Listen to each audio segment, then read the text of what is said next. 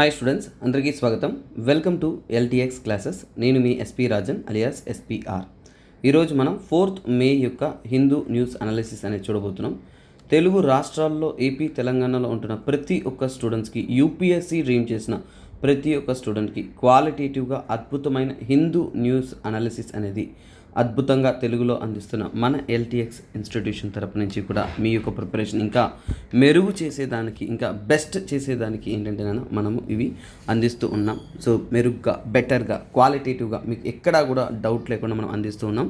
So kindly keep supporting నాన్న. So అలాగే మీరు హైదరాబాద్ లేదా వైజాగ్ నుంచి సివిల్ సర్వీస్ ప్రిపేర్ అవ్వాలి అనుకుంటున్నారా, కలలు కంటున్నారా, చదవాలనుకుంటున్నారా? మీ ప్రయత్నానికి ఇదే సరైన సమయం. ఎందుకంటే 1 year ఆఫ్ ప్రిపరేషన్స్ మీకు ఉంటుంది. అందులో మీరు ప్రారంభించడానికి ఇదే అద్భుతమైన అవకాశం.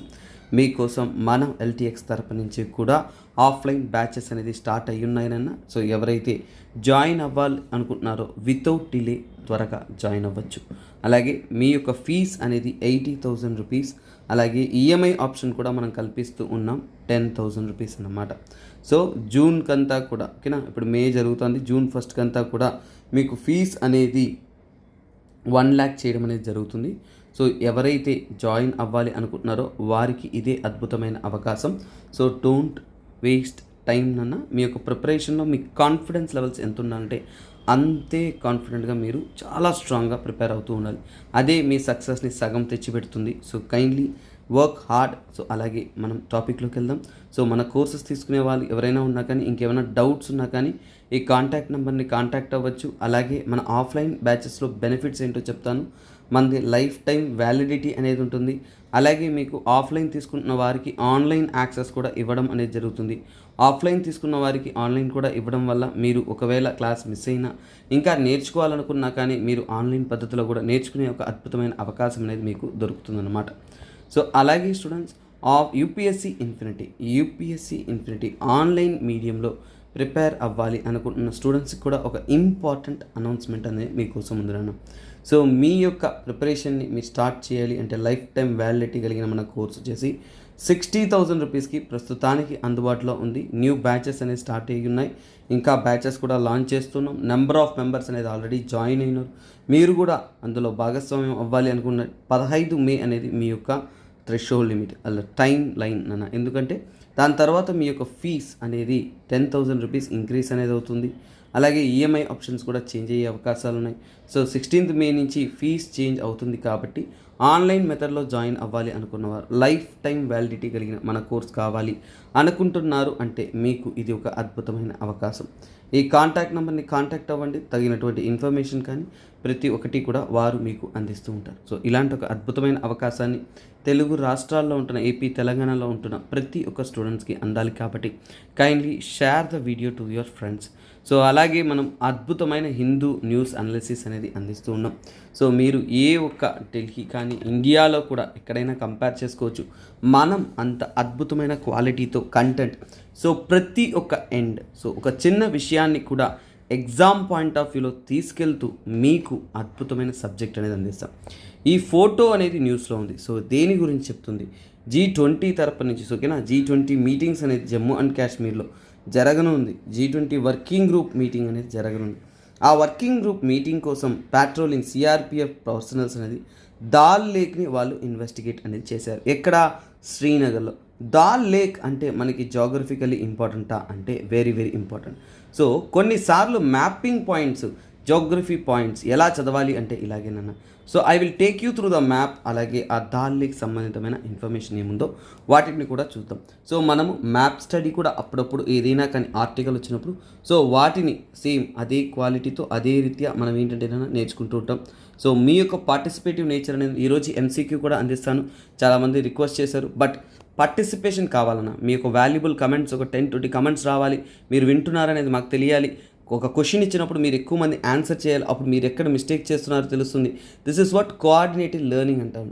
ఏంటంటే మీరు నేర్చుకుంటున్నారు అనేది మాకు తెలిస్తేనే మీకు నేర్పించడంలో ఇంకొక అడుగు మనకు ముందుగా అనేది వేయగలం. సో ఇది జిఎస్ పేపర్ 1లో జియోగ్రఫీలో మీకు మ్యాపింగ్లో ఇంపార్టెంట్. సో ఇక్కడ చెప్పబడిందంటే Dal lake, one of the beautiful tourist spot in Srinagar అన్నమాట. ఓకేనా, శ్రీనగర్ కొండల ప్రాంతాల్లో అద్భుతమైన లేక్ ఇది. సో అలాగే ఏంటంటే జమ్మూ అండ్ కాశ్మీర్లో సో చాలా వరకు ఇంపార్టెంట్ వెట్లాండ్స్ ఉంటాయి. సో ఈ దాల్ లేక్ అనేది మీరు తెలుసుకోవాల్సిన ఒక ముఖ్య విషయం ఏంటంటే ఇది ఒక వెట్లాండ్, ఓకేనా. సో వెట్లాండ్స్ కూడా వెట్లాండ్ కన్జర్వేషన్ మీద కూడా మీకు ఎగ్జామ్లో ఎక్కువగా క్వశ్చన్స్ అనేది వస్తుంటాయి. రామ్సార్ కన్వెన్షన్స్ అనుసరించి వెట్లాండ్స్గా అనేది అనౌన్స్ చేశారు. అలా ఈ దాల్ లేక్ కూడా ఒక వెట్లాండ్ అన్నమాట. సో జమ్మూ అండ్ కాశ్మీర్లో చాలా వరకు 5 దాకా ఫేమస్ వాటర్ బాడీస్ కానీ వెట్లాండ్స్ కానీ లొకేట్ అయినాయి. అందులో ఇది ప్రముఖమైంది. సో అలాగే ఈ లేక్ ఎక్కడ లొకేట్ అయ్యిందంటే శ్రీనగర్ అన్నమాట. శ్రీనగర్ మ్యాప్ పాయింటింగ్ కూడా చూపిస్తాను. ఫస్ట్ థియరీ కంప్లీట్ చేసి తరువాత మిమ్మల్ని మ్యాప్ పాయింటింగ్లోకి తీసుకెళ్తాను. స్టూడెంట్స్ మీరందరికీ కూడా చాలా చాలా ఇంపార్టెంట్ థింగ్ ఏంటంటే ఎప్పుడూ కూడా ప్రిపరేషన్ అనేది ఒక ఫుల్ కాన్ఫిడెన్స్తో ప్రిపేర్ అవుతారండి. మీరు గెలవడం అనేది తథ్యం, కాకపోతే మీ గెలుపు కోసం మీరు చేస్తున్న ప్రయత్నమే ఆ గెలుపును ఖాయం చేస్తుంది. సో మీ యొక్క ప్రయత్నాలు ఎప్పుడూ కూడా తక్కువద్దు, ఒక 100 అడుగులు ముందే వేయండి. ఎంత కఠినమైనా కానీ ప్రయత్నించండి. యూ గన్ బీ సక్సెస్ఫుల్, ఓకేనా. సో శ్రీనగర్, సో చూడండి శ్రీనగర్ అనేది సమ్మర్ క్యాపిటల్ అనమాట. సో శ్రీనగర్ మల్టిపుల్ టైమ్స్ న్యూస్లో ఉంది. రీసెంట్గా కూడా ఒక సో కాల్డ్ మనము ఒక ఆల్ వెదర్ కనెక్టివిటీకి టనల్ రోడ్ ప్రాజెక్ట్ కూడా రీసెంట్గా న్యూస్లో అనేది ఉంది. సో ఇలాంటివన్నీ కూడా చాలా చాలా ఇంపార్టెంట్. అవి వస్తున్నప్పుడు మీరు గుర్తుపెట్టుకోవాలి. సో అందుకే ఈ శ్రీనగర్ అనేది ఏంటంటే చాలా వరకు చలికాలాల్లో చాలా వరకు మంచుతో కవర్ చేయబడి ఉంటుంది. సో అందుకనే దీన్ని సమ్మర్ క్యాపిటల్గానే తీసుకున్నారు జమ్మూ అండ్ కాశ్మీర్కి. అలాగే చూడండి ఈ యొక్క దాల్ లేక్ అనేది one of the urban lake, అంటే సిటీ పరిసర ప్రాంతాల్లో ఇది లొకేట్ అయి ఉంటుంది కాబట్టి అర్బన్ లేక్. అలాగే ఏంటంటే జమ్మూ అండ్ కాశ్మీర్లో సెకండ్ లార్జెస్ట్ లేక్. సో మీ అందరికీ ఒక క్వశ్చన్ అడుగుతాను ఇప్పుడు. ఇది సెకండ్ లార్జెస్ట్ లేక్ కాబట్టి జమ్మూ అండ్ కాశ్మీర్లో లార్జెస్ట్ లేక్ ఏదో కమెంట్ చేయండి చూద్దాం. సో అలాగే ఏంటంటే ఈ ప్రాంతం దాల్ లేక్ పరిసర ప్రాంతాల్లో ఏంటంటే చాలా వరకు చూసారు అంటే లేక్ ఆఫ్ ఫ్లవర్స్ అంటారు, ఓకేనా. Lake of flowers. సో ఇలాంటి పాయింట్స్ ఇలాంటి కంటెంట్ వస్తున్నప్పుడే మనము చాలా జాగ్రత్తగానే నేర్చుకోవాలి. సో లేక్ ఆఫ్ ఫ్లవర్స్ అంటారు. తర్వాత దీనికి పలు పేర్లు ఉన్నాయి ఏంటంటే జ్యువెల్ క్రౌన్, ఓకేనా. Jewel crown of Kashmir, jewel crown of Kashmir అని కూడా అంటారు, ఓకేనా. So jewel crown of Kashmir అంటారు. సో ఇలాంటి నేమ్స్ అనేది మనము కొన్నిసార్లు ఇలాంటి న్యూసెస్ వస్తున్నప్పుడే మనం డీటెయిల్గా చదవాలి. అలాగే శ్రీనగర్ జ్యువెల్, ఈ దాల్ లేక్ అనేది శ్రీనగర్ జ్యువెల్ అని చెప్పేవారు, ఓకేనా. సో అంటే ఇది హారం లాంటిది. అలాగే చాలా వరకు ఇక్కడ ఏంటంటే సో ఫిషింగ్కి ఆ ప్రాంతంలో శ్రీనగర్ ప్రాంతంలో ఫిషింగ్ యాక్టివిటీస్కి అలాగే ఏంటంటే వాటర్ ప్లాంట్ హార్వెస్టింగ్, ఓకేనా. వాటర్ ప్లాంట్ హార్వెస్టింగ్ అలాంటి విషయాలకి కూడా ఏంటంటే చాలా చాలా చాలా ఫేమస్ అయిన ప్లేస్ ఇది. అలాగే టూరిజంకి చెప్పాల్సిన అవసరం లేదు, బోట్ హౌసింగ్కి చెప్పాల్సిన అవసరం లేదు, అవన్నీ కూడా మీ అందరికీ తెలుసు. బెస్ట్ హనీమూన్ స్పాట్ అంటారు. అలాగే చూడండి బోట్ హౌసింగ్ ఇలాన్నీ కూడా చాలా వరకు ఈ దాల్ లేక్లో అద్భుతంగా అనేది ఉంటుంది. సో దీని యొక్క unique way of lifestyle కానీ ఇవన్నీ కూడా చాలామందిని రోజు కూడా టూరిజంకి ఆకట్టుకుంటూనే ఉంటుంది. So let us see the map of the topic. So students ఒకసారిగా చూడండి. సో ఇక్కడ చూడండి మనకి శ్రీనగర్ సిటీ ఇది. శ్రీనగర్ పక్కన ఈ లేక్ ఉంది. సో మీరు 2 లేక్స్ మీరు గుర్తుపెట్టుకోవాలి. ఇంకొకటి చూడండి, వీలైతే ఈ యొక్క విషయాన్ని మీరు బాగా గుర్తుపెట్టుకోండి. దచింగం చూడండి, దచింగం నేషనల్ పార్క్ అనేది to the east of. So చూడండి ఈ దాల్ లేక్ ఈస్ట్ సైడ్ ఏముంది మీకు దచింగం నేషనల్ పార్క్ ఉంది, అది గుర్తుపెట్టుకోండి. That will help you. తర్వాత మనకి మ్యాప్లో ఏంటంటే సో ఇక్కడ బాగా అబ్జర్వ్ చేసాము అంటే చూడండి జీలం నది ఇక్కడ ప్రవహిస్తుందా, చూడండి ఇది జీలం నది ప్రవహిస్తుంది కదా. సో అంటే జీలం నది అనేది ఇక్కడ పోతుంది. జీలం నది యొక్క ఇంపార్టెన్స్ ఏంటంటే శ్రీనగర్ పక్కన పోతున్న నది ఏదంటే జీలం నది చెప్పచ్చు. అలాగే ఈ నది ఈ యొక్క దాల్ లేక్తో కనెక్ట్ అవుతుందా చూడండి, కనెక్ట్ అవ్వట్లా. కానీ ఈ నది పక్కనే ఉందంటే సో ఇది ఒకప్పుడు ఈ యొక్క జీలం నది యొక్క ఆక్స్బౌ లేక్గా కన్సిడర్ చేస్తారు. ఎందుకంటే మీరు జాగ్రఫీ చదువుతున్నారంటే అక్కడ ఆక్స్బౌ లేక్స్ ఏ విధంగా ఉంటుందంటే ఈ షేప్లో ఉంటుంది. అవునా కదనన్నా, కొద్దిగా దానికి రిసెంబ్లింగ్గా ఉందా లేదా చూడండి ఒకసారిగా, అవునా కదా. సో అంటే ఏంటి ఆక్స్బౌ లేక్స్కి ఉదాహరణ చెబుతున్నప్పుడు మీకు జాగ్రఫీలో చాలా వరకు ఈ దాల్ లేక్ గుర్తు రాదు, మ్యాప్స్లో చాలామందికి తెలియదు. కానీ ఇప్పుడు ఈ మ్యాప్ చూసిన తర్వాత ఇది ఆక్స్బౌ లేక్గా గుర్తించవచ్చు. దేనికి ఇక్కడ చూడండి, ఎప్పుడైనా కానీ ఈ జీలం నది మియాండరింగ్ అలా మెలికలు తిరుగుతూ పోతున్నప్పుడు దానికి రైట్ సైడు ఈ యొక్క కర్వ్డ్ షేప్లో ఫామ్ అయిందంటే ఇది జీలం యొక్క ఆక్స్బౌ లేక్గా కన్సిడర్ చేయొచ్చు. అలాగే కొద్దిగా నార్త్లో ఏంటంటే అంచార్ లేక్ ఉంది. జాగ్రఫికల్గా ఇంపార్టెంట్ ఏంటంటే జహాంగీరు, ఔరంగజేబు వీళ్ళంతా కూడా ఇక్కడ చాలా వరకు ఇంపార్టెంట్ ప్లేస్గా ఈ దాల్ లేక్ పక్కన వాళ్ళ యొక్క అంటే ఒక వసతి గృహం లాగా లేదంటే వాళ్ళకి చాలా ఇంపార్టెంట్ ప్లేస్ అనేది ఉంది. సో అందుకని ఇక్కడ చూసారు అంటే చూడండి, షాలిమార్ బాగ్ ముఘల్ గార్డెన్స్ అనేది ఈ ప్రాంతంలో లొకేట్ అయింది, అంటే close to the dal lake. So ఇది మనము తెలుసుకోవాల్సిన కొన్ని విషయాలు, ఓకేనా. సో ఏంటంటేనన్నా మనం ఎప్పుడైనా కానీ ఒక టర్మ్ చూసినప్పుడు, సో ఇక్కడ చూడొచ్చు లెఫ్ట్ సైడ్ మీరు చూడొచ్చు ఎంత బ్యూటిఫుల్గా ఉందనేసి. So we can view it. So కొన్నిసార్లు పర్సన్స్ ఫొటోస్ వస్తాయి, వద్దులేండి. సో ఇక్కడ చూడండి, సో ఇక్కడ this is the beauty of Dal lake నాన్న. దాల్ లేక్ అనేది ఇండియాలో టూరిజంలో one of the beautiful lake. ఇలాంటి వాటిని మనం ఖచ్చితంగా చెరిష్ చేసి అద్భుతంగా అనేది గుర్తుపెట్టుకోవాలి. సో ఓకేనా.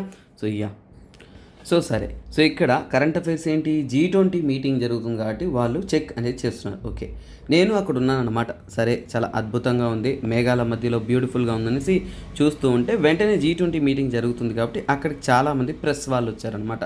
పాపం చూడండి, అక్కడున్న ముఘల్ గార్డెన్స్లో ఇక్కడున్న ప్రెస్ వాళ్ళంతా కూడా కూర్చొని వెయిట్ చేస్తూ ఉన్నారు. G20 జరుగుతుంది, మనకి ఏమన్నా డేటా దొరుకుతుంది అనేసి. కాకపోతే ఆ టైంలో మనకి ఒక ఇండెక్స్ అనేది రిలీజ్ అయింది, దాన్ని ప్రెస్ ఫ్రీడమ్ ఇండెక్స్. వాళ్ళంతా కూడా మాట్లాడుకునేది విన్నాను. బొత్తిగా మనకి ఇండియాలో ఈ యొక్క ప్రెస్కి అంత ఫ్రీడమే లేదు. ఈ మధ్య ఇప్పుడున్న ప్రెసెంట్ గవర్నమెంట్స్ ఇవన్నీ మారిపోయిన తర్వాత ఆ ప్రెస్ ఫ్రీడమ్ లేకుండా పోయిందని వాళ్ళు మాట్లాడుతుంటే వింటాను. సో అవునా, ఎలా సార్ అంటే మేము చెప్పింది ఎందుకు నమ్ముతారు? డైరెక్ట్గా వరల్డ్ ప్రెస్ ఫ్రీడమే రిలీజ్ అయింది. ఏంటి? వరల్డ్ ప్రెస్ ఫ్రీడమ్ ఇండెక్స్ అనేది రిలీజ్ అయ్యింది.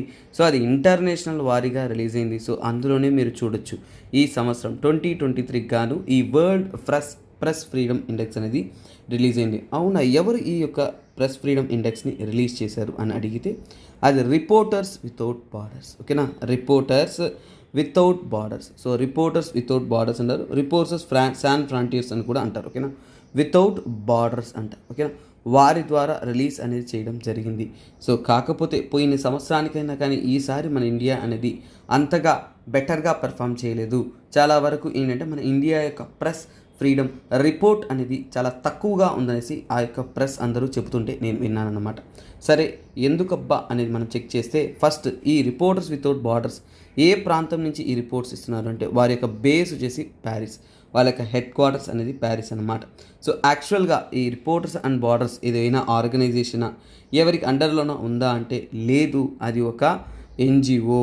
ఓకేనా, సో అది ఒక ఇండిపెండెంట్ ఎన్జిఓ అంటే సో అది నాన్ గవర్నమెంట్. ఓకేనా, సో నాన్ గవర్నమెంట్ ఆర్గనైజేషన్గా చాలా వరకు ఏంటంటేనా ఏ ఒక ఫేవరెటిజంగా రన్ అవ్వట్లేదు.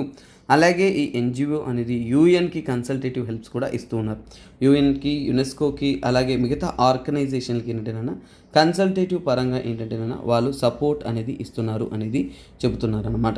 సో అలాగే ఇందులో ర్యాంకింగ్ అనేది ఏంటంటేనా అక్కడున్న ఫ్రీడమ్ ఎవరికి, జర్నలిజానికి. సో ఇది దేన్ని స్టడీ చేస్తుంది? ఫ్రీడమ్ గురించి. ఓకేనా, ఒక జర్నలిస్ట్ ఒక నిజాన్ని బయట పెట్టడానికి తనకెంత హక్కు ఆ దేశంలో ఉంది అనే దాన్ని. ఓకేనా, so freedom for journalist. So జర్నలిస్ట్కి ఉంటున్న ఫ్రీడమ్, అలాగే జర్నలిజంకి ఉంటున్న ఫ్రీడమ్. మనము చాలా వరకు చూస్తున్నాం జర్నలిజం ఏముంది సార్, చాలా వరకు వాళ్ళ ఇష్టానికి వాళ్ళు ఏమన్నా చేస్తారు, వాళ్ళకి పవర్ ఉందని మనం అనుకుంటూ ఉంటాం. బట్ రియాలిటీ ఏంటంటే నిజాన్ని బయట పెట్టడం చాలా చాలా కష్టం ప్రస్తుతం ఉన్న లోకంలో.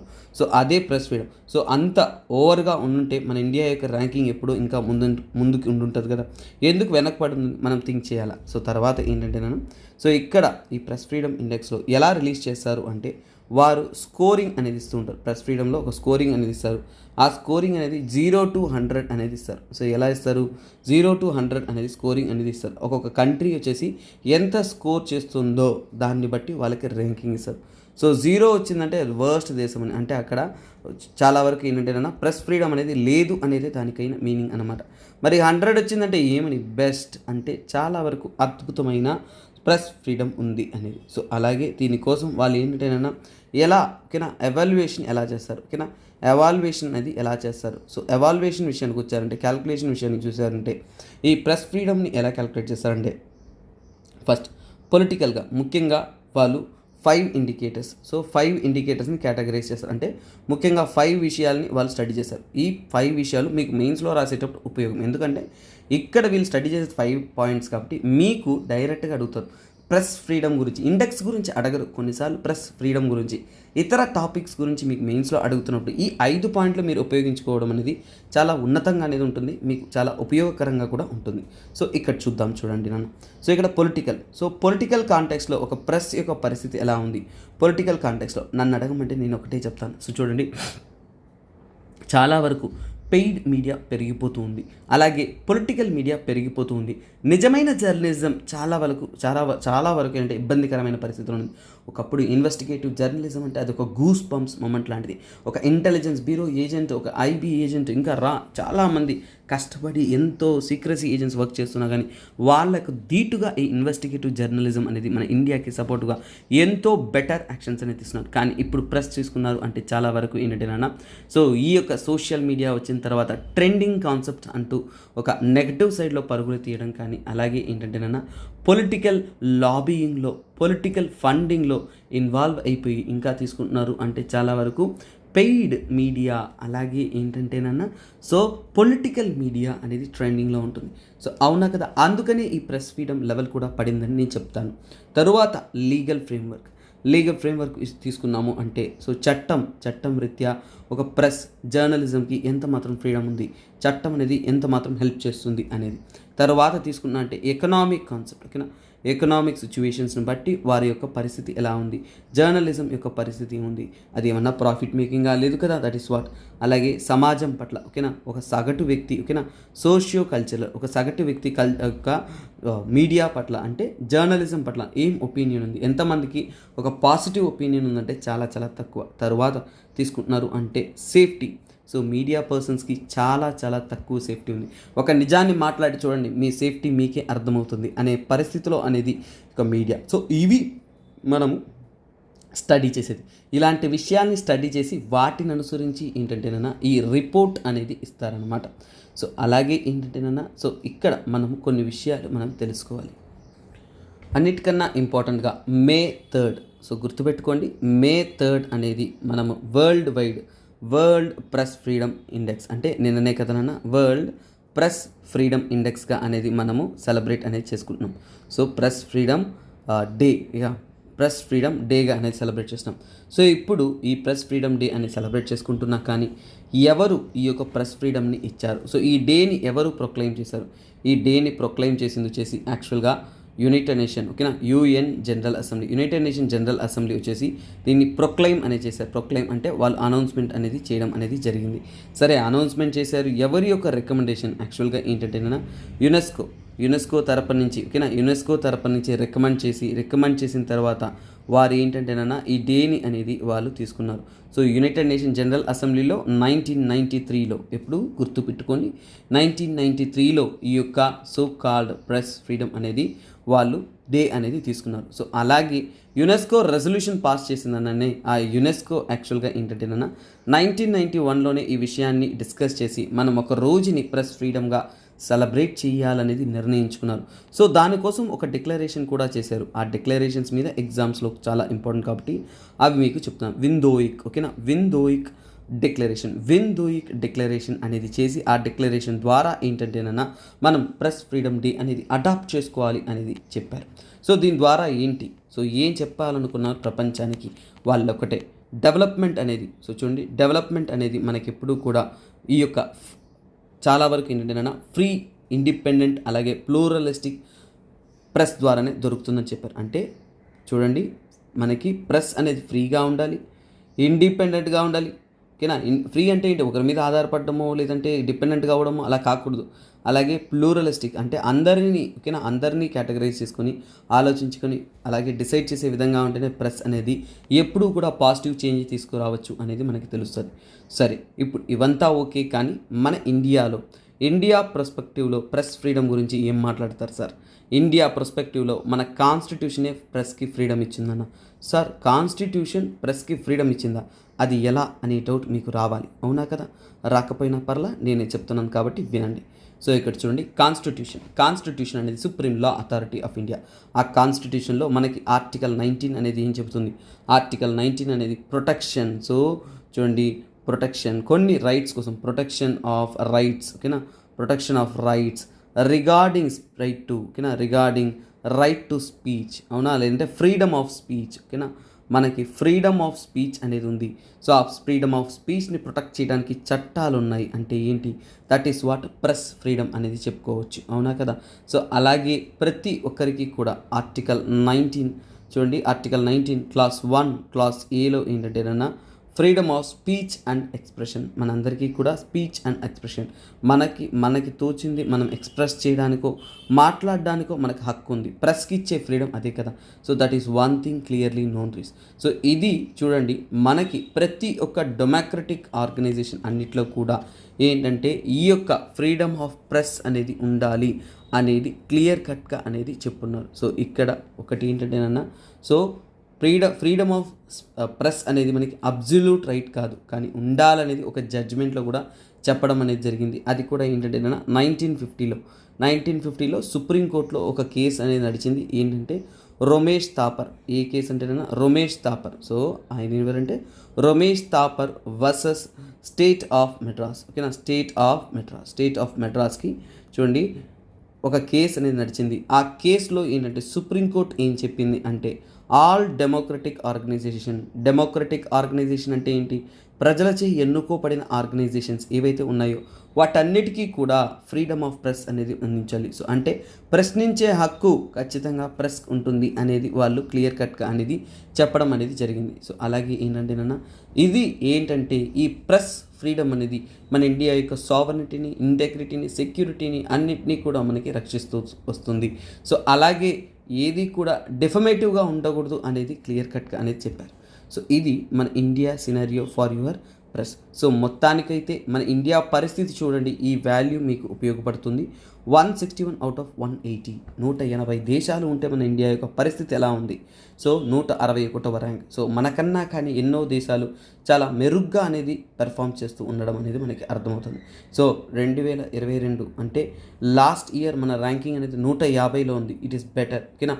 కానీ ఇప్పుడు ఇంకా వర్స్ట్గా అనేది తయారైంది. సో శ్రీలంక చూడండి 135, ఇప్పుడు 146వ ర్యాంక్. అంటే మన ఇండియా మీద శ్రీలంక బెటర్గా ఉంది, అవునా కదా. ఇలాగే మనం తీసుకున్నాము అంటే టాప్ ఫ్రీడమ్. సో చూడండి టాప్ పొజిషన్లో అంటే నార్వే ఉంది, ఐర్లాండ్ ఉంది, డెన్మార్క్ ఉంది. ఇవన్నీ కూడా ఫ్రీడమ్ ఇండెక్స్లో టాప్ పొజిషన్లో ఉందనేది మనము తెలుసుకోవాలి. సో అలాగే చూడండి బాటమ్ 3 అంటే లాస్ట్ పొజిషన్లో ఉన్నది ఏంటి, వియత్నాం, చైనా, నార్త్ కొరియా. అంటే ఈ స్టేట్మెంట్స్ కూడా మీకు కావాలి, ఎందుకంటే when you are discussing about mains లెవెల్లో ప్రిపేర్ అవుతున్నప్పుడు ఈ పాయింట్స్ అంతా కూడా చాలా జాగ్రత్తగా మీరు ఉపయోగించుకోవడానికి స్టేట్మెంట్స్ బేస్డ్ ఆన్సర్స్లో అనేది ఉపయోగపడుతుంది, ఓకేనా. సో అలాగే దాని యొక్క హెడ్ క్వార్టర్స్ ప్యారిస్ చూసాం. సో ఇవన్నీ కూడా ఏంటంటే చాలా వరకు మన ఇండియా అనేది ఈ యొక్క, ఓకేనా. సో ఎందుకు ఈ ప్రెస్ ఫ్రీడమ్ పట్ల సమస్యలు ఉన్నాయి. ఫర్ ఎగ్జాంపుల్ అంటే ఇంకా తీసుకున్నారు అంటే చూడండి ఇండియన్ ఉమెన్స్ ప్రెస్ కార్ప్స్, అలాగే ప్రెస్, ఓకేనా, press club of India, press association, ఇవన్నీ కూడా ఏంటంటే చాలా వరకు ఏంటంటే మన దేశం యొక్క ఈ యొక్క రిపోర్ట్ను అనుసరించి చాలా వరకు ప్రెస్ ఫ్రీడమ్ వర్సన్గా ఉండడం గురించి కన్సర్న్స్ అనేది తెలుపుతూ ఉన్నారు. సో ఇది ఇక్కడ ఉంటున్న పరిస్థితి. మొత్తానికి ప్రెస్ ఫ్రీడమ్ వాటి యొక్క పరిస్థితులు ఏంటని తెలుసుకున్నాం. సరే అని చూస్తే ఇక్కడ ఒక ప్రెస్ ఆయన కూర్చోన్నారు చూసారా, చాలా దీనంగా గుండెను పట్టుకొని, ఈ ర్యాంక్ తక్కువగా వచ్చింది, నా మనసుకి చాలా బాధగా ఉందన్న. ఏంటి మనసుకు బాధగా ఉందా, డిస్ట్రెస్గా ఉందా, డోంట్ వరీ. అందుకోసమే జమ్మూ అండ్ కాశ్మీర్లో ఒక స్పెషల్ ఒక సర్వీస్ అనేది అందిస్తున్నారు. That is what TeleMANAS. So గుర్తుపెట్టుకోండి, ఇది ఏంటి, ఇది కూడా గవర్నెన్స్లో GS పేపర్ 2లో మీకు ఇంపార్టెంట్ అయిన ఆర్టికల్. సో కొంచెం TeleMANAS counsels in Kashmir's at distress souls. So అసలు టెలిమనాస్ అంటే ఏంటి, దాని యొక్క ఇంపార్టెన్స్ అంటే ఏంటి, ప్రతి ఒక్కటి కూడా ఇప్పుడు మనం అద్భుతంగా అనేది నేర్చుకుంటాం. అలా ఏమన్నా నేను మనసుకి బాధగా ఉందన్నా, సో మనసుకి బాధగా ఉందంటే ఖచ్చితంగా ఎవరితో అన్నా మాట్లాడితే హాయిగా ఉంటుందా లేదా, ఖచ్చితంగా ఏ ఒక్కరికైనా కానీ మనసుకు బాధగా ఉందంటే పక్కన నమ్మకమైన వ్యక్తి ఒకరితో మాట్లాడితే చాలా అద్భుతంగా హాయిగా అనేది ఉంటుంది. సో అందుకోసమే ఈ మనాస్ అంటే ఏంటి, సో మెంటల్ హెల్త్. మనసు బాధగా ఉంటే మెంటల్ హెల్త్ చాలా వరకు డిస్టర్బ్ అయినట్టే కదా. సో అందుకని మెంటల్ హెల్త్ అసిస్టెన్స్ అనమాట. So mental health assistance and networking across states. So ఏంటిది నెట్వర్కింగ్ అక్రాస్ స్టేట్స్. సో మొత్తానికి ఏంటి, ఎవరికైతే మానసికంగా ఇబ్బందికరంగా ఉంటుందో, డిస్ట్రెస్లో ఉంటారో, టెలిమనాస్ అనేది సో ఆ మెంటల్ హెల్త్ని బెటర్ చేయడానికి ఒక ఫోన్ సర్వీస్ అన్నమాట. సో ఇది యాక్చువల్గా ఎలా ఇనిషియేట్ చేశారు అంటే that has been initiate so world ఓకేనా. సో వరల్డ్ మెంటల్ హెల్త్ డేలో భాగంగా దీన్ని అనేది ఇనిషియేట్ అనేది చేశారు అన్నమాట. సరే, సో ఇక్కడ టెలిమెనాస్ అనేది ఏంటి, చాలా వరకు ఏంటంటేనా నేనేం చెప్పాను, ఒక ప్రెస్ ఆయనకి మనసుకి బాధగా ఉందన్న. సో మనసుగా బాధగా ఉంటే మాట్లాడితే చాలా వరకు భారం తగ్గిపోతుందన్నమా. సో అందుకని ఈ టెలిమెనాస్ యొక్క మెయిన్ పని అంటే provide free tele mental health services. అంటే ఫోన్ ద్వారా free tele mental health services మీ యొక్క మానసిక ఆరోగ్యం కోసం. దేనికోసం నాన్న? మానసిక ఆరోగ్యం కోసం ఓవరాల్గా కంట్రీ వైడ్ ఏంటంటేనన్నా చాలా వరకు ఏంటంటేనన్నా సో ఇది ఒక రిమోట్ ప్రజలకు కూడా అందరికీ కూడా టెలి సర్వీసెస్ ద్వారా మెంటల్ హెల్త్ అనేది మెరుగుపరచడానికి ఈ ఇనిషియేటివ్ ఎవరు తీసుకొచ్చారు? ఖచ్చితంగా మనకి ministry of family and health so ministry of family and welfare వారి ద్వారా ఏంటంటే ఈ యొక్క ఇనిషియేటివ్ అనేది తీసుకొచ్చారు. సరే, ఈ ఇనిషియేటివ్ తీసుకొచ్చారే, దీన్ని సపోర్ట్ చేస్తూ హెల్ప్ చేస్తున్న వారు ఎవరంటే నిమ్హాన్స్ అనేది so medical hospital agency. So వారు ఏంటంటేనన్నా నోడల్ సెంటర్గా మేము దీన్ని ఇంప్లిమెంట్ చేస్తాము అనేది చెప్పారు. సో చాలామంది ఫర్ ఎగ్జాంపుల్ రీసెంట్గా కూడా కొన్ని ఇన్సిడెంట్స్ ఆఫ్ సూసైడ్ చూస్తున్నాం. ఒక మంచి వ్యక్తి మనకు నమ్మకంగా మన మాటలు విని అలా మనం కష్టాల్లో ఉన్నప్పుడు కాసేపు తోడుంటే చాలు, మనలో బాధను చెప్పుకోగలిగితే కూడా చాలు, అలాంటి ఒక నమ్మకస్తులు ఒకరున్నా చాలు. So that will change our attitude అనేది మనకి అర్థమవుతుంది. సో ఈ యొక్క సర్వీసెస్ ద్వారా టెలిమెనాస్ అనే సర్వీసెస్ ద్వారా కూడా ఇదే చేస్తూ ఉన్నారు. సో అలాగే దీనికోసం ఏంటంటేనన్నా నిమ్హాన్స్ నోడల్ సెంటర్గా వర్క్ చేస్తూ ఉన్నా కానీ దానికోసం నేషనల్ హెల్త్ అంటే రిసోర్సెస్ టెక్నాలజీ కావాలి కదా. సో దానికోసం నేషనల్ హెల్త్ రిసోర్స్ సెంటర్ అనేది ఉంది. సో ఈ రిసోర్స్ సెంటర్ అనేది ఏంటంటే యాక్చువల్గా ఏంటంటేనా this is in IIT Bengaluru. ఎక్కడుంది? ఐఐటి బెంగళూరులో ఉంది. సో వారు దీనికి తగినటువంటి టెక్నాలజికల్ సపోర్ట్ ఏదైతే ఉంటుందో వాటిని దీనికోసం ఏంటంటే అందిస్తూ అనేది ఉన్నారు. సో ఇంకా మెరుగైన విషయాల్లో ఏంటంటేనన్నా వీరు 24/7 టోల్ ఫ్రీ అనేది రన్ చేస్తున్నారు. 24/7 టోల్ ఫ్రీ అనేది రన్ చేస్తున్నారు. మీకు మానసికంగా ఇబ్బందిగా ఉంటే, మీకు ఏ ప్రాబ్లం ఉన్నా కానీ నన్ను మీరు కాంటాక్ట్ అవ్వచ్చు అని మాత్రం అంటాను అనుకోకండి. సో ఈ కాంటాక్ట్ నెంబర్ ఇస్తాను, ఆ కాంటాక్ట్ నెంబర్ని కాంటాక్ట్ అవ్వచ్చు. ఎందుకంటే ఈ యొక్క టెలిమెనాస్ సర్వీస్ ద్వారా వారు అందించే సర్వీసెస్ ఇది. సో ఇది ఏంటంటేనన్నా సో ఇక్కడ దీని ద్వారా మీరు మీ యొక్క లాంగ్వేజ్ చూస్ చేసుకొని మీకు ఏదైతే మీకు బెటర్ లాంగ్వేజ్ ఉందో ఆ లాంగ్వేజ్ ఆఫ్ చాయిస్ని సెలెక్ట్ చేసుకొని మీరు కమ్యూనికేట్ అనేది చేయొచ్చు అనమాట. This is what provided through this. అలాగే స్టూడెంట్స్, ఈ యొక్క సర్వీసెస్ అనేది ఒక స్టేట్ మాత్రమే కాకుండా ప్రతి ఒక్క స్టేట్కి కూడా అందించాలనే ప్రయత్నంలో ఏంటంటే గవర్నమెంట్ అనేది ఎన్నో ఇనిషియేటివ్స్ అనేది తీసుకొస్తూ ఉన్నారు. సో తర్వాత ఏంటంటేనన్నా సో దీన్ని ఎస్టాబ్లిష్ చేసి IVRS మెథడ్స్ ద్వారా కనెక్ట్ చేస్తూ ఉన్నారు. తర్వాత డిస్ట్రెస్ కాల్స్ కానీ మిగతా వాటిని కూడా ఇందులో డీల్ చేస్తున్నారు. తర్వాత ఏంటంటేనన్నా ఈ యొక్క సర్వీసెస్తో పాటు టెలిమెనాస్ అనేది ఏదైతే ఉంటుందో ఇది మెడికల్ గవర్నెన్స్లో ఎన్నో పెద్ద ఎత్తులను సాధిస్తూ ఉంటుంది.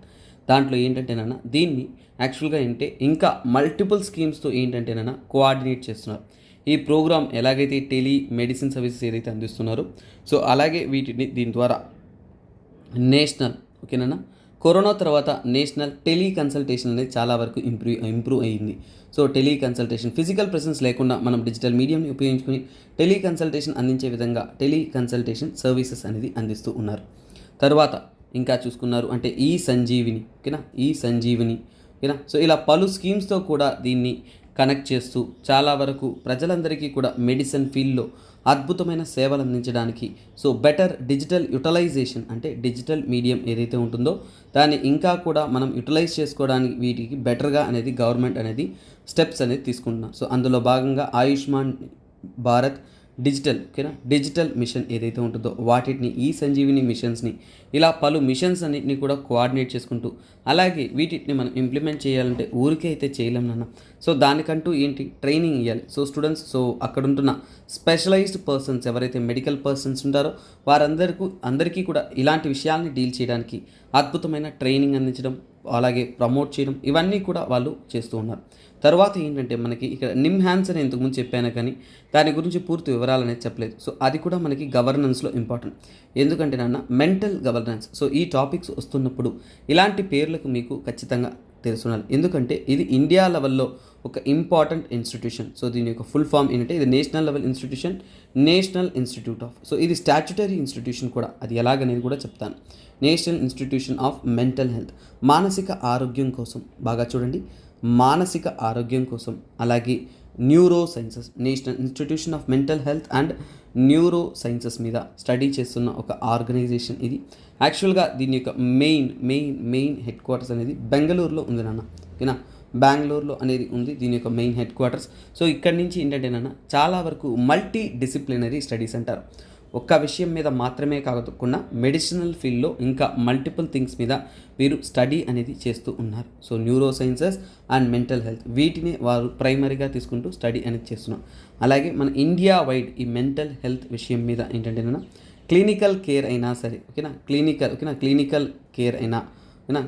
కేర్ అయినా అలాగే ఏంటంటే మనకి చాలా అద్భుతంగా క్వాలిటీ ట్రైనింగ్, ఓకేనా, క్వాలిటీ ట్రైనింగ్ అంటే వాటి మీద స్టడీస్ని అందించడం, క్వాలిటీ ట్రైనింగ్ అందించడం.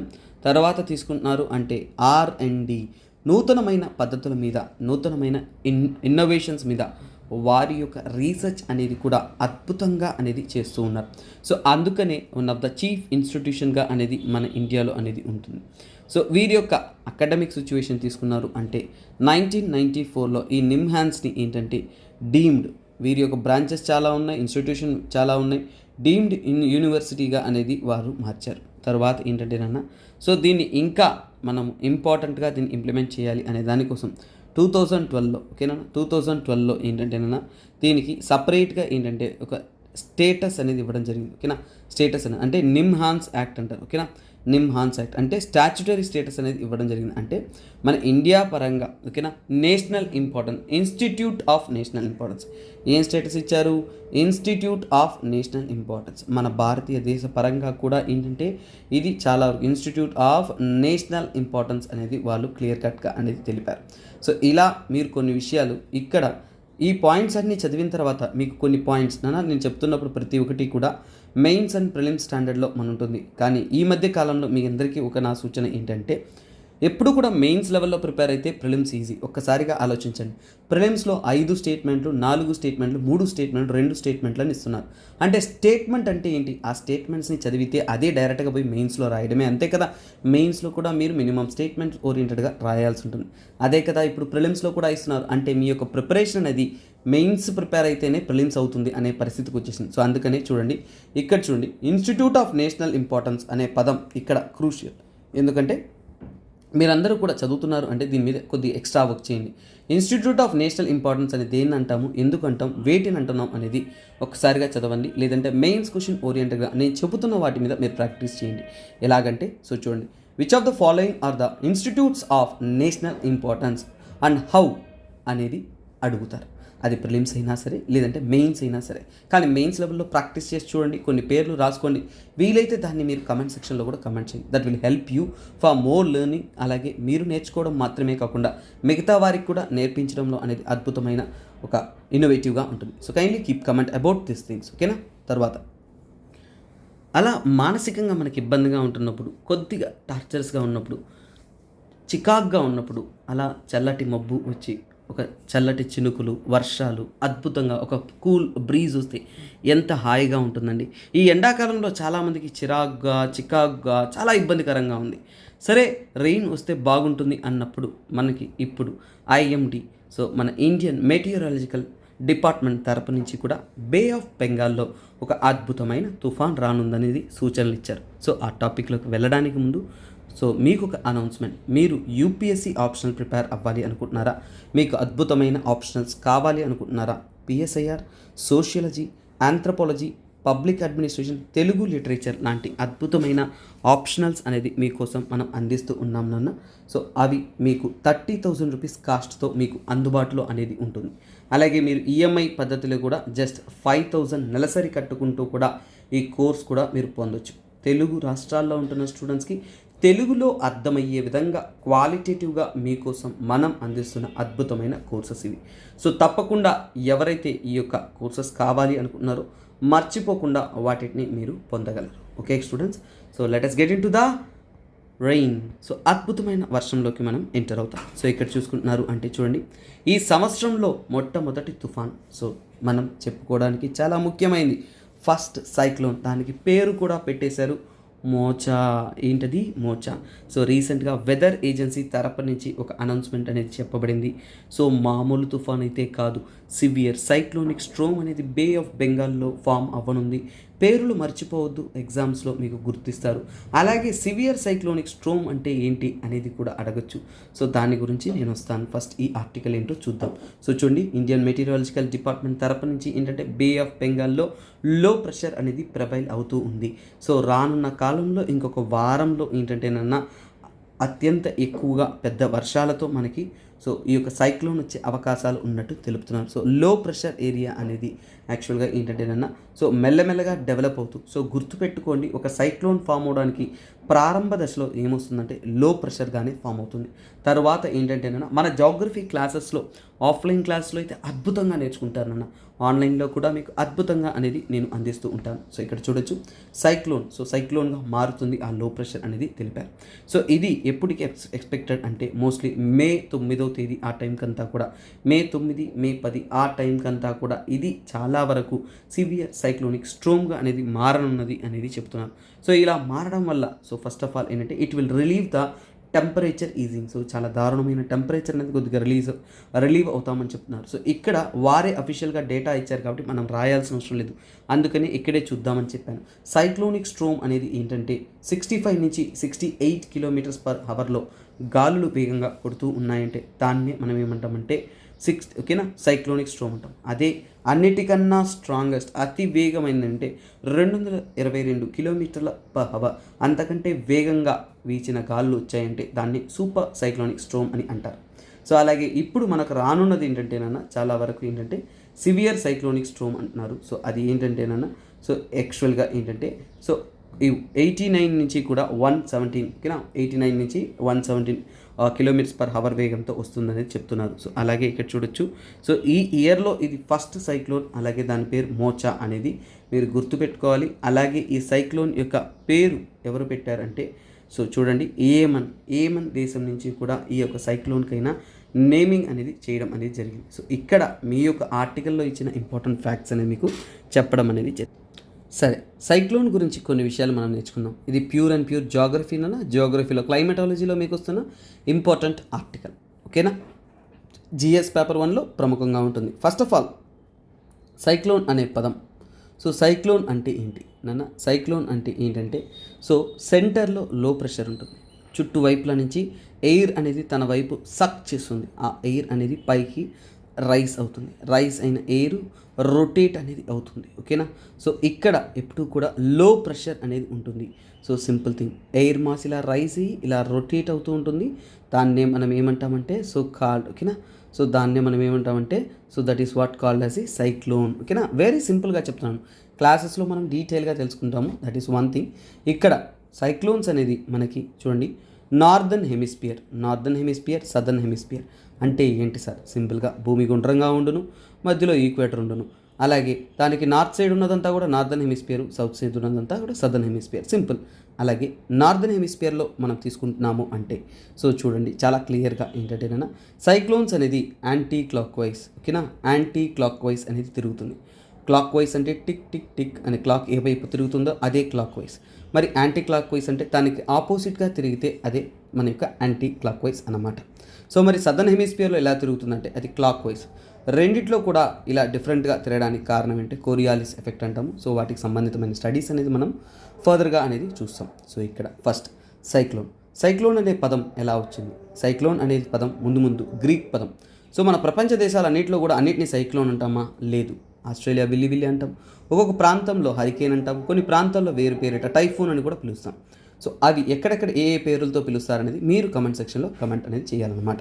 So first of all so ఇక్కడ సైక్లోన్ గురించి తెలుసుకుందాం. గ్రీకులు యాక్చువల్గా ఎందుకు ఈ యొక్క సైక్లోన్ అనే పేరు పెట్టారంటే గ్రీక్ పదంలో సైక్లోస్ అంటే ఏంటి? ఓకేనా, గ్రీక్ పదంలో సైక్లోస్ అంటే ఏంటంటే స్నేక్ కాయిల్ అవుతుంది కదా. స్నేక్ చూసారు అంటే ఒక అలాగే పెన వేస్తుంది కదా, రౌండ్గా ఒక సర్కిల్ ఫామ్లో తిరుగుతుంది కదా. స్నేక్ ఎలాగైతే కాయిల్ లాగా రౌండ్గా ఫామ్ అవుతుందో అదే విధంగా ఈ సైక్లోన్ అనేది ఫామ్ అవుతుంది అనేది స్టడీ చేసి ఈ గ్రీక్ పేరిట మనకి సైక్లోన్ అనే పేరు పెట్టారు. సో మరి ఈ పేరు పెట్టిన వ్యక్తి, ఈ పేరును ముందు చెప్పుకునే వ్యక్తి ఎవరంటే మన సోకాల్ హెన్రీ, ఓకేనా, హెన్రీ పెడ్డింగ్టన్ అనే అతను అరేబియన్ సీ, ఓకేనా, హెన్రీ పెడ్డింగ్టన్ అనే అతను ఏంటంటే అరేబియన్ సీ, ఒకవైపు అరేబియన్ సీలోను అలాగే ఏంటంటే బే ఆఫ్ బెంగాల్ రెండు ప్రాంతంలో ఫామ్ అవుతున్న సైక్లోన్స్ని చూస్తే అది పాము మెలికలు వేసుకున్నట్టు పర్ఫెక్ట్గా అనేది తిరుగుతూ ఉంది. సరే, ఇక దీనికి సైక్లోన్ అని పేరు పెడతాను అనేది పెట్టారనమాట. సో అలాగే మనం తెలుసుకోవాల్సిన ఇంకొక ముఖ్యమైన విషయం, సైక్లోన్స్లో రెండు రకాలు, ఒకటి tropical. So first of all సింపుల్గా చెప్పేస్తాను చూడండి. ఇది మన యొక్క ఎర్త్, సో ఇది మన యొక్క ఈక్వేటర్ నుంచి ఇక్కడ ట్రాపిక్ ఆఫ్ క్యాన్సర్, ఇక్కడ ట్రాపిక్ ఆఫ్ క్యాప్రికాన్. సో ఇక్కడ tropic of cancer and tropic of capricorn మధ్య వస్తున్న సైక్లోన్స్ని ట్రాపికల్ సైక్లోన్స్ అంటాం, సింపుల్. అలాగే ఇవన్నీ కూడా అవి కాకుండా ఇతర ప్లేసెస్లో వచ్చేదాన్ని మనం ఎక్స్ట్రా ట్రాపికల్ అంటే ట్రాపికల్ కానివి ఎక్స్ట్రా ట్రాపికల్ అన్నమాట. సో యాక్చువల్గా ఈ ట్రాపిక్ ఆఫ్ క్యాన్సర్కి ట్రాపిక్ ఆఫ్ క్యాప్రికాన్కి మధ్యలో వస్తున్న సైక్లోన్స్ని మనం ఏమంటాము? So called tropical. అలాగే ఈ ఎక్స్ట్రా ట్రాపికల్ సైక్లోన్ని ఏమంటామంటే టెంపరేట్ సైక్లోన్స్ అని కూడా అంటాం. టెంపరేట్ సైక్లోన్స్ అని అంటాం. సో వీటి గురించి చాలా బ్రాడర్ స్టడీ ఉంది, 2-3 అవర్స్ పైన క్లాసెస్ ఉంటాయి, చాలా డీటెయిల్గానే స్టడీ చేస్తాం. సో అందువల్ల అక్కడ మనం ఇంకా అద్భుతంగా అనేది తెలుసుకుందాం. సో అలాగే సింపుల్ టర్మ్స్లో ఒక ఇమేజ్ ఓరియంటెడ్గా మీకు అనేది నేర్పించాను. సో తర్వాత ఏంటంటే ఇక్కడ కొన్ని విషయాలు టెంపరేట్ సైక్లోన్కి అంటేనే చాలా పేర్లు అనేది ఉంటుంది, ఓకేనా. టెంపరేట్ సైక్లోన్కి వచ్చేసి, ఓకేనా, టెంపరేట్ సైక్లోన్ చాలా నేమ్స్ అనేది ఉంటుంది. సో ఆ నేమ్స్ అనేది మీరు గుర్తుపెట్టుకోవాలి. సో ముఖ్యంగా ఏంటంటే వాటిని ఏమంటారంటే చూడండి, ఫ్రాంటల్ సైక్లోన్ అంటారు, ఓకేనా. ఫ్రాంటల్ సైక్లోన్స్ అంటారు, వేవ్ సైక్లోన్స్ అంటారు, ఓకేనా. సో ఇలా పలు పేర్లతో కూడా పిలుస్తారనమాట. సో ఇలాంటి పేర్లతో కూడా పిలుస్తూ ఉంటారు కాబట్టి you need to have a clear cut idea, ఓకేనా. సో అలాగే మన ఇండియాలో, ఓకేనా, ఇండియాలో ఈ యొక్క సో కాల్డ్ సైక్లోన్స్ కానీ వీటన్నిటిని కూడా స్టడీ చేయడానికి ఏంటంటే ఇండియన్ మెటీరియాలజికల్ డిపార్ట్మెంట్, IMD అంటాం, ఇండియా యొక్క మెటీరియాలజికల్ డిపార్ట్మెంట్. ఇవన్నీ కూడా యాక్చువల్గా ఎక్కడి నుంచి ఫామ్ అయ్యాయంటే IMD కంటే ముందు ఒరిజినల్గా ఏంటంటే యునైటెడ్ నేషన్ చెందిన ఆర్గనైజేషన్గా World Meteorological Organization, WMO. So World Meteorological Organization ఉంది. వాటితో కోఆర్డినేటెడ్గానే రీజనల్గా అనేది ఈ యొక్క IMD లాంటివి ప్రాంతీయంగా ఉంటున్న ఆర్గనైజేషన్స్ అనేది వర్క్ అనేది అవుతూ ఉన్నాయి. సో ఇక్కడ ఏంటంటే వీరి ద్వారానే కోఆర్డినేటివ్గా నేమింగ్ అనేది ఇస్తూ ఉంటారు. నేమింగ్ విషయానికి వచ్చారు అంటే నేమ్ అనేది ఎలా? సో చూడండి, నేమ్ అనేది ఎప్పుడూ కూడా కొన్ని విషయాలను రిలేటెడ్గా అనేది వాళ్ళు చెప్తారు, ఓకేనా.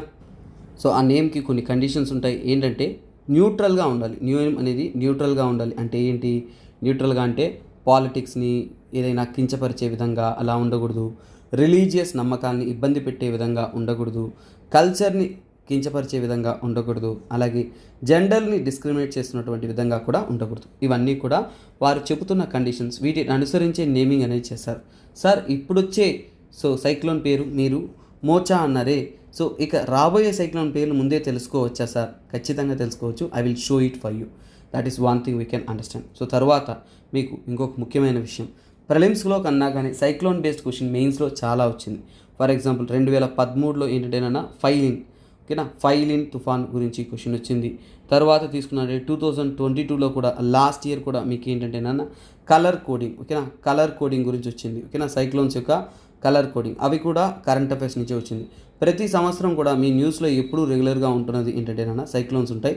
వాటికి రిలేటెడ్ కంటెంట్ ఇంకా కూడా అద్భుతంగా మీరు డీటెయిల్గా స్టడీ చేయాలి. అలాగే సైక్లోన్ కాన్సెప్ట్ మీద మనం ఆల్రెడీ వీడియోస్ అనేది తీస్తున్నాము. You can kindly watch in our channel so అది ఇంకా అద్భుతంగా అనేది నేనే కూడా ఒక వీడియో తీసాను అనుకుంటా, నాకు గుర్తులేదు లాస్ట్ ఇయర్. సో అద్భుతంగా అనేది మీకోసం తీస్తున్నాం. సో వాటిని కూడా మీరు వ్యూ చేయొచ్చు, ఓకేనా. సో స్టూడెంట్స్, సో మీకోసం ఈ ఇమేజ్ చూపిస్తాను చూడండి. ఆల్రెడీ మనకి అవి వెళ్ళిపోయిన తుఫాన్ పేర్లు ఉన్నాయి చూడండి. గులాబ్, ఓకేనా, I will take red colour, yes, Gulab, Shaheen, Jawad, Asani, తర్వాత మ్యాండస్, రీసెంట్గా మ్యాండస్ అయిపోయింది. ఇప్పుడు ఏమన్ తరపు నుంచి రానున్న సైక్లోన్ మోచా. ఇవంతా కూడా లిస్ట్ 1. లిస్ట్ 1లో 13 దేశాలు 13 నేమ్స్ ఉన్నాయి. లిస్ట్ 1 అయిపోయిన తర్వాత మీకు ఏంటన్నా లిస్ట్ 2లోకి వెళ్తారనమాట. లిస్ట్ 2లో చూడండి, మోర్చా తర్వాత రాబోయే సైక్లోన్ నార్త్ ఇండియన్ ఓషన్లో రాబోతున్న సైక్లోన్ నేమ్స్ బిపర్జాయ్, తేజ్ అనేది గుర్తుపెట్టుకోండి, మన ఇండియా పెట్టిన పేరు అన్నమాట. తర్వాత హమూన్, మిథిలీ, మిచువాంగ్. సో ఇవన్నీ కూడా రానున్న తుఫాన్ల యొక్క పేర్లు. సో అలాగే మనకి ఈ పాయింట్ ఈ ఇమేజ్ చూపించడానికి ఒక ఇంపార్టెన్స్ ఏంటంటే, ఇండియా గుర్తుపెట్టుకోండి, గటి ఇండియా లిస్ట్ 1లో పేరు ఇచ్చేసింది, అయిపోయింది. తర్వాత ఇండియా పెట్టిన సైక్లోన్ నేమ్స్ చూడండి, తేజ్, మురస్, ఆగ్. తర్వాత ఇక్కడ చూడొచ్చు వ్యామ్, జార్, ఓకేనా, ఓకేనా, ప్రబోహో, నీర్. ఇవన్నీ కూడా రానున్న సైక్లోన్ల యొక్క పేర్లు ఇండియా పెట్టినవి, ఓకేనా. సో ఇవి ఐడియా ఉండాలి. ఎందుకు సార్ ఇవన్నీ చూపించారు అంటే, కొన్నిసార్లు ఇక్కడ కొన్ని నేమ్స్ మెన్షన్ చేసి విచ్ ఆఫ్ ద ఫాలోయింగ్ అని అడిగే ఛాన్సెస్ ఉన్నాయి. అలా అడిగినప్పుడు ఇవి తుఫాన్ల పేర్లే అనేది మీకు గుర్తుంటే that is safe and secured అనమాట. సో ఇలా కరెంట్ అఫైర్స్ని ఇంకొద్దిగా డీటెయిల్గా అనేది మనం నేర్చుకోవాలి. So okay students, so last ఈరోజు ఇంకా ఇంపార్టెంట్ అయిన అద్భుతమైన article, EU artificial intelligence act. ప్రపంచవ్యాప్తంగా చాలా తక్కువ దేశాలు మాత్రమే ఈ యొక్క ఆర్టిఫిషియల్ ఇంటెలిజెన్స్ని కంట్రోల్ చేయడానికి, మేనేజ్ చేయడానికి యాక్ట్ అనేది తీసుకొచ్చారు. సో అందులో ఈ యొక్క EU యాక్ట్ అనేది ఫ్యూచర్ టర్మ్స్లో, గవర్నెన్స్లో, GS పేపర్ 2లో చాలా ఇంపార్టెంట్. సో ఇండియాకి కూడా ఒక మంచి దారిని చూపించే విధంగా ఈ యాక్ట్ అనేది చాలా చేంజెస్ తీసుకొచ్చాయి.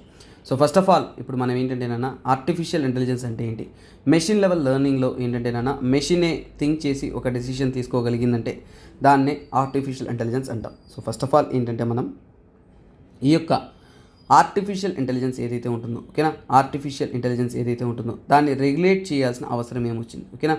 ఆర్టిఫిషియల్ ఇంటెలిజెన్స్ అది బాగానే ఉంది కదా, దాన్ని ఎందుకు మనం రెగ్యులేట్ చేయాలి, ఇలాంటి చట్టాలు ఎందుకు తేవాలి అనే దాని గురించి తెలుసుకున్నాం. ఇది పూర్తిగా మెయిన్స్ లెవెల్ ఆర్టికల్ అన్న. సో మనం చాలా వరకు తెలుసుకొని, అండర్స్టాండ్ చేసుకొని క్లియర్గా అనేది ఐడియా ఉండాలి. ఎందుకంటేనన్నా ఈ మధ్యకాలంలో మోడర్న్ టెక్నాలజీ పరంగా చాలా డెవలప్మెంట్స్ అనేది జరుగుతున్నాయి. అందులో ప్రముఖంగా తీసుకున్నారు అంటే, సో చూడండి, డ్రైవింగ్ కార్స్ తీసుకోండి, సెల్ఫ్ డ్రైవింగ్ కార్స్ వచ్చేసాయి, అవునా కదా, అవును. వాయిస్ అసిస్టెంట్స్, హే గూగుల్, హే సిరి, హే అలెక్సా అంటే చాలు మనకు కావాల్సిన పని చేసి పెడుతుంది, అవునా. సో అంటే వాయిస్ అసిస్టెన్స్ అనేది ఇంప్రూవ్ అవుతుంది.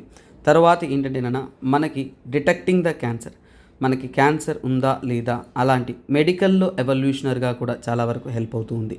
తర్వాత మ్యూజిక్, హౌస్ హోల్డ్ వర్క్ అన్నిట్లో కూడా ఒక కంప్యూటర్ కానీ డిజిటల్ మీడియం అనేది తనంతట తాను పని చేసుకుంటూ వెళ్ళడానికి సో మనకి ఈజీగా అనేది జరుగుతుంది. కాకపోతే ఈ అడ్వాన్స్మెంట్ అన్నీ మంచికి ఉన్నంత వరకు మేలే, కానీ so they have potential risk, అవునా. సో వాటికంటూ కూడా పొటెన్షియల్ రిస్క్స్ అనేది ఉన్నాయి. అలాంటి రిస్క్స్ని మనము మేనేజ్ చేయాలి, ఓకేనా. సో రిస్క్స్ ఉన్నాయి, అలాగే ఏంటంటే అన్సర్టనిటీస్ కూడా ఉన్నాయి.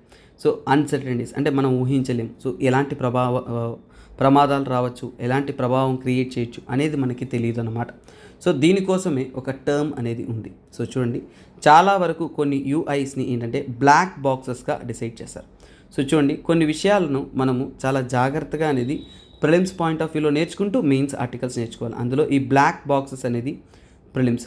సో రీసెంట్గా AI పరంగా బ్లాక్ బాక్సెస్ అనే వర్డ్ మెన్షన్ చేస్తున్నారు. What is this black boxes అనేది మీకు చాలా చాలా చాలా చాలా చాలా అంటే చాలా క్రూషియల్. ఎందుకంటేనన్నా, సో బ్లాక్ బాక్సెస్ అంటే ఏంటంటే, సో చూడండి, ఇక్కడ నేను దీన్ని డిజైన్ చేశాను. సో డిజైనర్, ఓకేనా. డిజైనర్ అంటే ఏంటి, డిజైన్డ్ పర్సన్ అని కూడా అంటారు, లేదంటే ఓకేనా డిజైన్డ్ పర్సన్, ఓకేనా. డిజైన్డ్ వన్ అనుకుంటాం. నేను దీన్ని డిజైన్ అనేది చేశాను. కాకపోతే నాకే తెలియదు ఇది ఎలా పనిచేస్తుందో, నాకే తెలియదు దీన్ని ఎలా కంట్రోల్ చేయాలో, నాకే తెలియదు ఎలా అవుట్పుట్ ఇస్తుందో, అలాంటి పరిస్థితి వచ్చిందనుకోండి, దాన్ని బ్లాక్ బాక్సెస్. మళ్ళీ వినండి, ఫస్ట్ వివరిస్తున్నాను, తర్వాత నోట్స్ ఇస్తాను.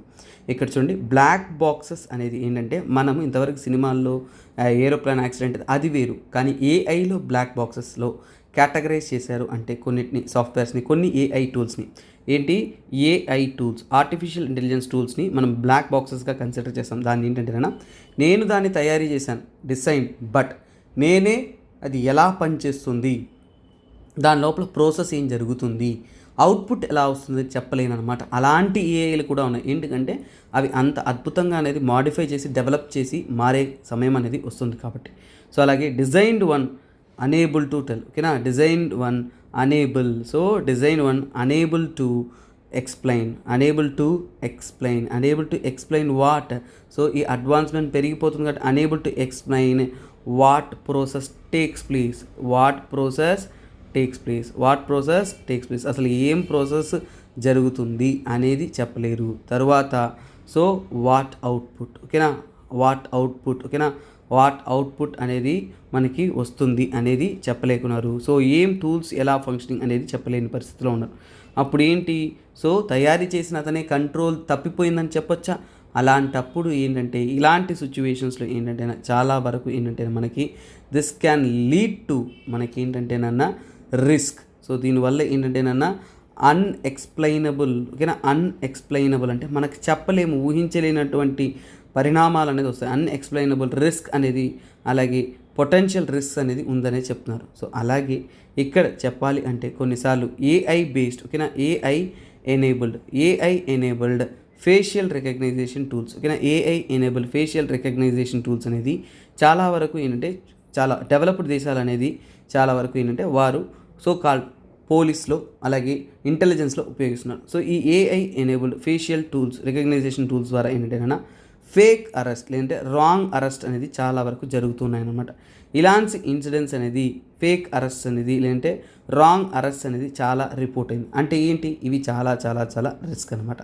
అలాగే చాలా వరకు డీప్ ఫేక్స్ లాంటి కొన్ని సాఫ్ట్వేర్స్ ద్వారా చాలా వరకు క్రిమినల్ చేతుల్లో క్రిమినల్ హ్యాండ్ ఓవర్లో ఏంటంటే కాంప్లెక్స్ ప్రాబ్లమ్స్ అనేది క్రియేట్ చేస్తూ ఉందని చెప్తున్నారు. అలాగే మీకు తెలుసా, రీసెంట్గా ప్రపంచంలోనే ఈ యొక్క ఆర్టిఫిషియల్ ఇంటెలిజెన్స్ టెక్నాలజీ జయంట్స్ అయిన సో ఎలన్ మస్క్ మనందరికీ తెలుసు ఎలన్ మస్క్ అలాగే చూసారు అంటే యాపిల్ కోఫౌండర్ అయిన స్టీవ్ వోజ్నియాక్. సో వీరిద్దరూ కూడా ఏంటంటేనన్నా ఒక లెటర్ అనేది రాశారు. సో ఏంటంటేనన్నా వీళ్ళిద్దరూ కలిసి లెటర్ అనేది రాశారు. ఆ లెటర్ దేనికి, ఏఐ ల్యాబ్స్కి. లెటర్ అనేది ఎవరికి రాశారు, ఏఐ ల్యాబ్స్, ఆర్టిఫిషియల్ ఇంటెలిజెన్స్ తయారీ చేస్తున్న ల్యాబ్స్కి అనేది చెప్పారు. ఏంటంటే సో వెంటనే ఏఐ టూల్స్ని ఏఐ టూల్స్ అనేది ఆపేయమని చెప్పారు.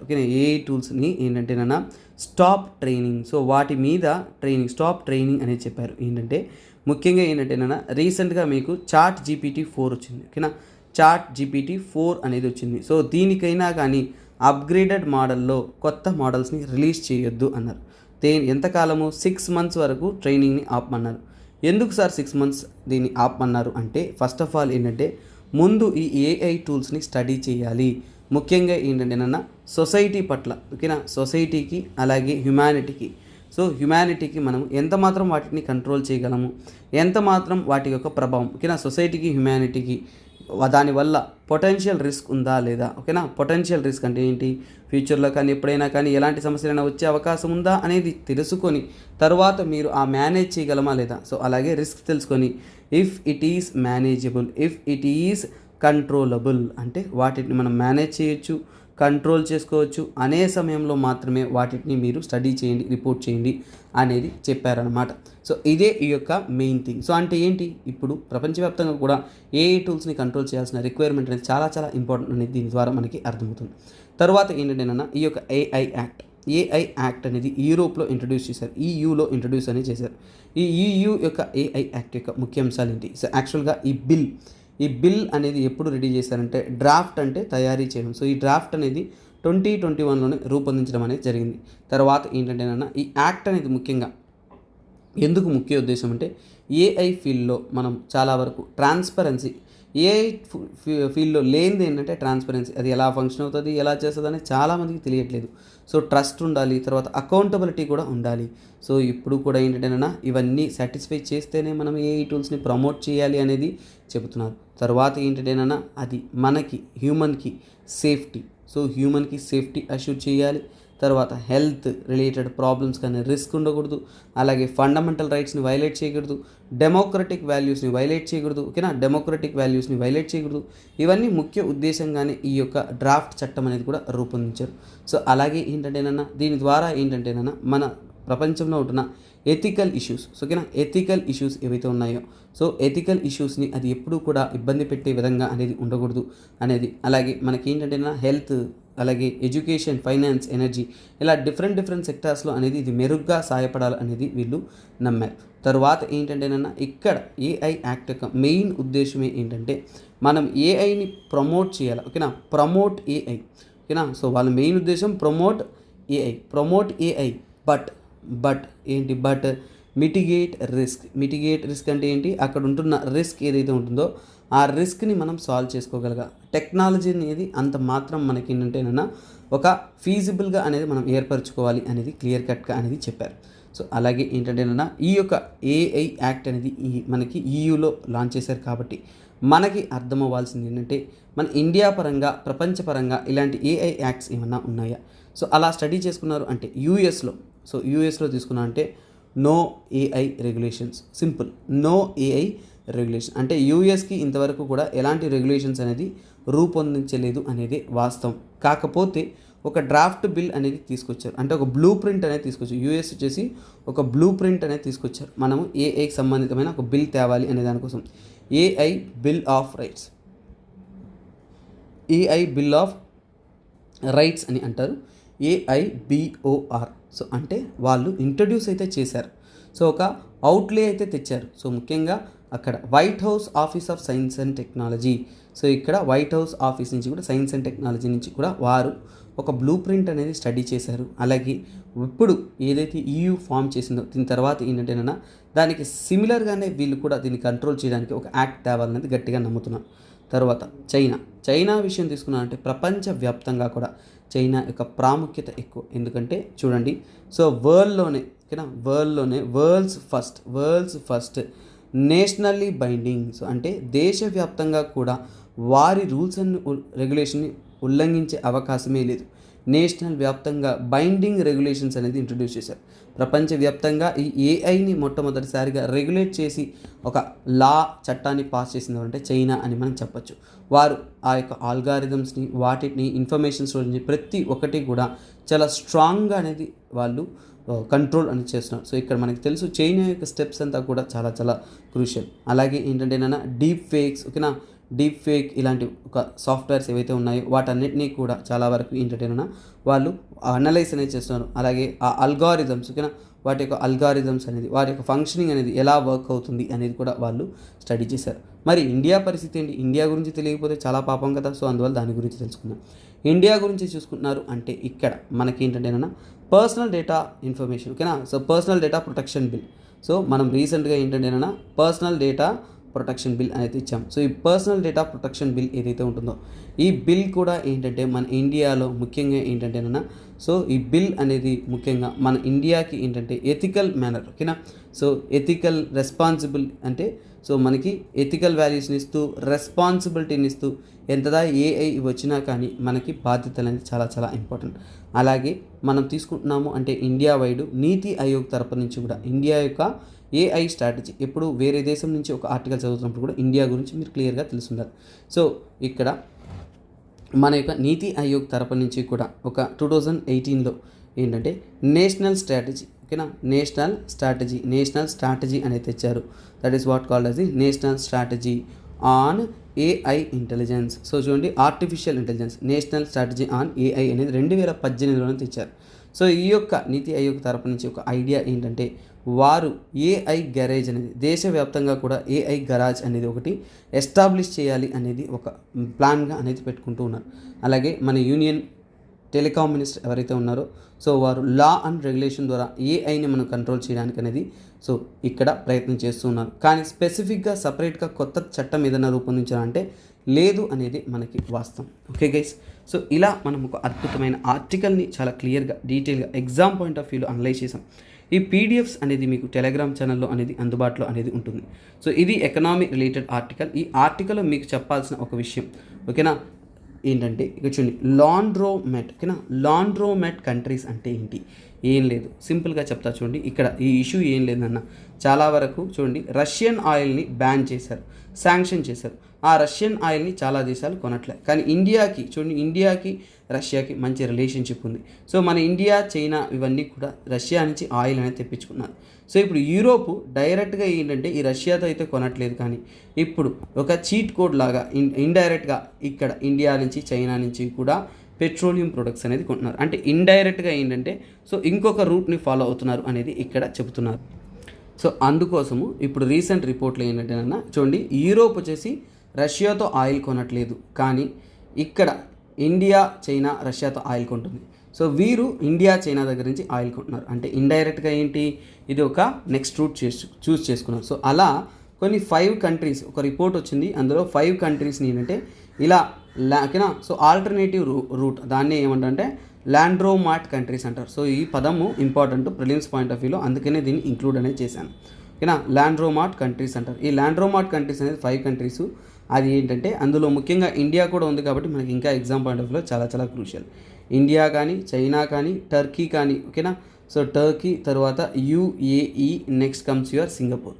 సో ఇవన్నీ కూడా ల్యాండ్రోమాట్. అంటే ఇలా యూరోపియన్ కంట్రీస్ అనేది ఈ యొక్క రష్యాని బైపాస్ చేసి మళ్ళీ ఆయిల్స్ని మిగతా కంట్రీస్తో లూప్ హోల్ ద్వారా, లూప్ హోల్స్ ఓకేనా. లూప్ హోల్స్ అంటే సో చట్టం ఎంతదా చెప్పినా కానీ సైలెంట్గా ఏంటంటే ఒక సైడ్ నుంచి కూడా వాళ్ళ పని వాళ్ళు చేసుకుంటూ పోతుంటారనమాట. ఇలాంటి ఒక టెక్నిక్తో వాళ్ళు వర్క్ అనేది చేస్తున్నారు.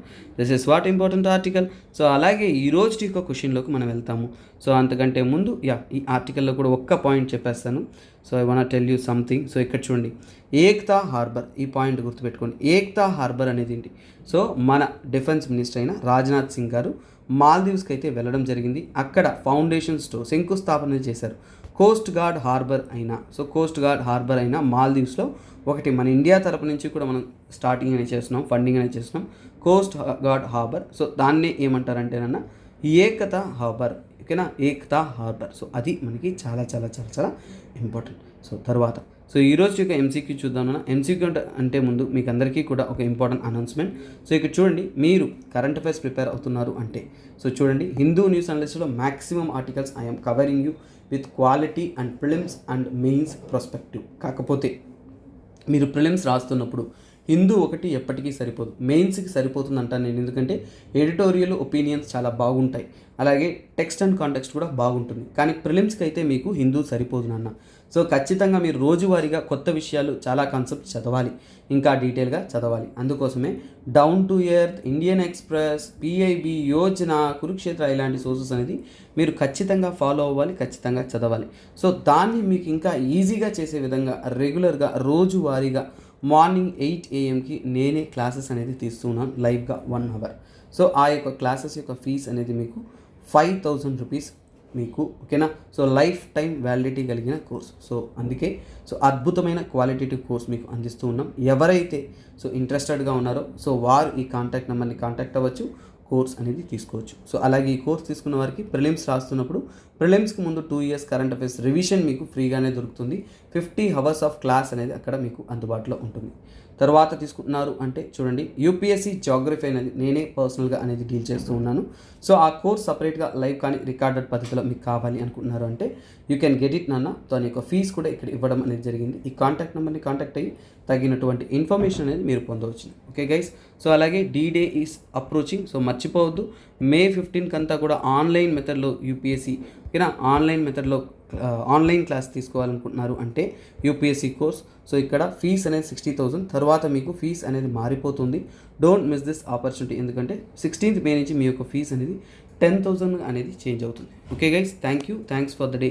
సో MCQ చెప్పడం మర్చిపోయి కదా, సారీ వెయిట్ MCQ ఈరోజు యాడ్ చేశాను. ఐ వాంట్ సీ దిస్ ఇక్కడ. This is it. సో ఈరోజు MCQ వచ్చేసి 2022లో UPSCలో అడిగిన క్వశ్చన్ అన్న. ఇక్కడ చూడండి, with reference to the Indian loss about wild life protection.